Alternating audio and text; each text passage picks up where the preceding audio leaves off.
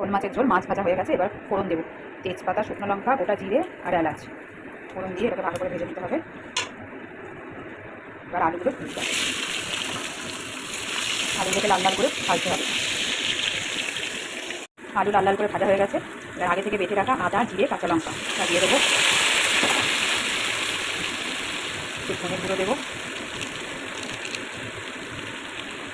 কাশ্মীরি মির্চ দেবো,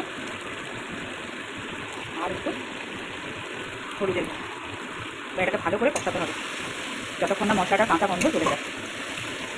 একটু স্বাদ মতো দিয়ে দিতে হবে। এবার এটাকে ভালো করে কষাতে হবে। দেখো বন্ধুরা, ভালো মতো কষানো হয়ে গেছে, তেল ছেড়ে দিয়েছে মশলা থেকে। এবার এর মধ্যে একটু জল দিয়ে আলুগুলো সেদ্ধের জন্য ঢেকে রাখতে হবে। এবার সেদ্ধ হয়ে গেছে, এর মধ্যে এবার মাছগুলো দিয়ে দিতে হবে। আর একটু গরম মশলার গুঁড়ো, শাহি গরম মশলার গুঁড়ো দিয়ে আর একটু ফুটিয়ে তারপর নামাতে হবে। শোল মাছের ঝোল তৈরি হয়ে গেছে।